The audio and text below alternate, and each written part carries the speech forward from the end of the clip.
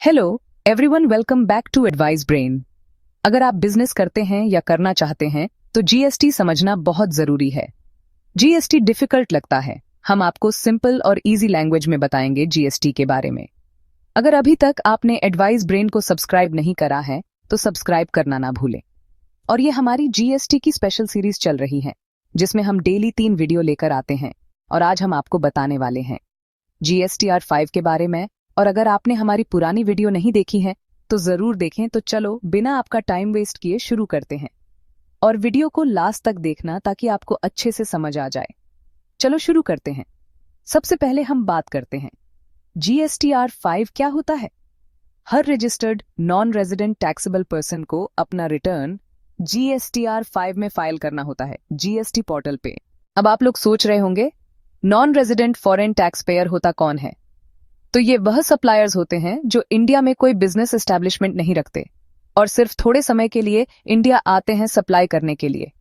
ऐसे लोगों को अपनी सारी टैक्सेबल सप्लाईज की डिटेल्स जीएसटीआर 5 में देनी होती है। चलो अब बात करते हैं जीएसटीआर 5 क्यों इंपॉर्टेंट है और इसकी ड्यू डेट क्या होती है। जीएसटीआर 5 एक ऐसा रिटर्न है जिसमें नॉन रेजिडेंट टैक्स पेयर्स अपने बिजनेस की सारी डिटेल्स देते हैं, जैसे उनकी सेल्स और परचेसेस की इंफॉर्मेशन। और ये इन्फॉर्मेशन आगे बायर्स के जीएसटीआर 2A/2B में रिफ्लेक्ट होती है। इसलिए जीएसटीआर 5 का सही और टाइमली फाइलिंग बहुत इंपॉर्टेंट है। जीएसटी एक्ट के हिसाब से जीएसटीआर 5 हर महीने की 13th डेट तक फाइल करना होता है। फॉर एग्जाम्पल, अगर आप मार्च 2025 का रिटर्न फाइल कर रहे हो तो उसकी लास्ट डेट होगी 13th of April 2025।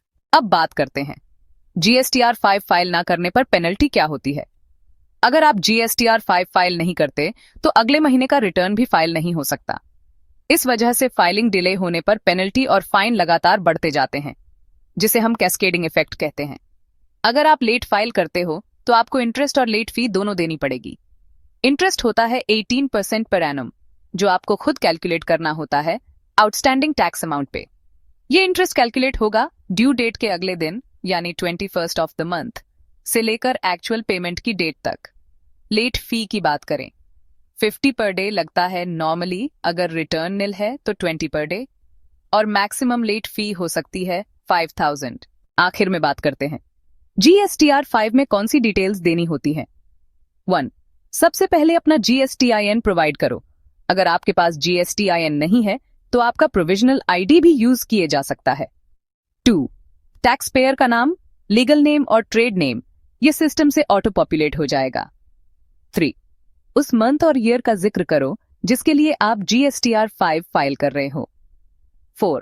जो नॉन रेजिडेंट एनआर है उसे इंडिया में इंपोर्ट किए गए इनपुट्स और कैपिटल गुड्स की डिटेल देनी होती है।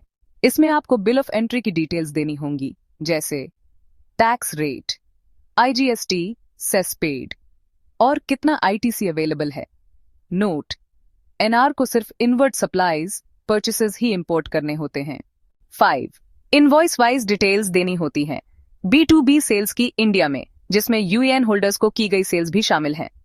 इसमें आपको IGST, CGST, SGST and cess का ब्रेकअप देना होगा। साथ ही स्टेट का नाम भी मेंशन करना होता है। तो दोस्तों, आज के लिए इतना ही। मिलते हैं नेक्स्ट वीडियो में।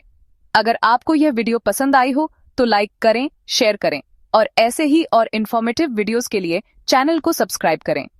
और अगर आपका कोई भी डाउट है तो कमेंट कर सकते हैं या फिर हमें कांटेक्ट कर सकते हैं। Thank you and have a nice day.